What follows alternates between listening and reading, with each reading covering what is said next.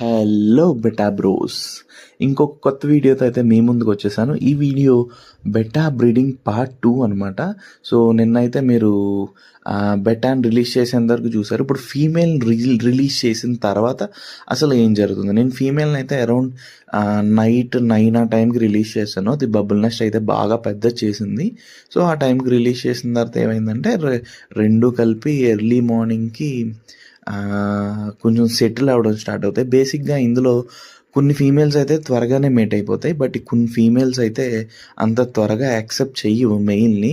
So ఆ కేసులో వాటి రెండిటికి గొడవ అవుతుంది. బట్ ఈ ఫీమేల్ అయితే బాగానే యాక్సెప్ట్ చేసింది. ఎర్లీ మార్నింగ్ లేసి చూసేటప్పటికి ఎంచక్క రెండు కలిపి ఎగ్స్ పెట్టడం స్టార్ట్ చేసినాయి. సో మీరు చూస్తున్నారు కదా, అలా నేను ఎర్లీ మార్నింగ్ నుంచి ఆఫ్టర్నూన్ వరకు వాటి రెండింటిని వదిలేశాను. అవి అరౌండ్ ఒక 100 ఎగ్స్ అయితే లే చేయడం జరిగింది. తర్వాత నేను ఫీమేల్ దాని నుంచి రిమూవ్ చేసేసాను. ఎందుకంటే ఫీమేల్ తీసేయాలి, లేకపోతే ఫీమేల్ ఎగ్స్ తినేస్తుంది.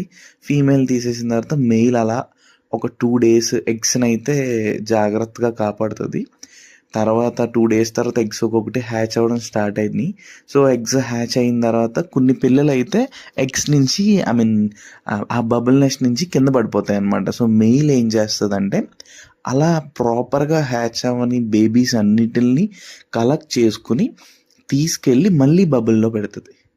సో ఇదే ప్రాసెస్ ఆల్మోస్ట్ మనం 1.5 day ఖచ్చితంగా చేయించాలి. ఎందుకంటే కంప్లీట్గా బేబీస్ అని హ్యాచ్ అయ్యేంత వరకు ఈ మెయిల్ అదే చేస్తుంది. నెక్స్ట్ ఈ టైంలో మెయిల్కి ఏ టైప్ ఆఫ్ ఫీడ్ ఇవ్వకూడదు. బేసిక్గా అది అదే పనిలో ఉంటుంది అనమాట. దాన్ని డిస్టర్బ్ చేయకూడదు. ఎక్కువ అసలు మనం చూడడం కూడా అనవసరం అనమాట. దానివల్ల అది స్ట్రెస్కి లోన్ అవుతుంది. తర్వాత పిల్లలన్నీ యాక్టివ్గా 2 days తర్వాత చూసారా ఎన్ని పిల్లలు అయితే తిరుగుతున్నాయో. 2 days తర్వాత నేనేం చేశానంటే పిల్లలన్నీ ఆల్మోస్ట్ యాక్టివ్గా ఉన్నాయి అని అనిపించినప్పుడు నేను స్లోగా మెయిల్ని అయితే సెపరేట్ చేసేసాను.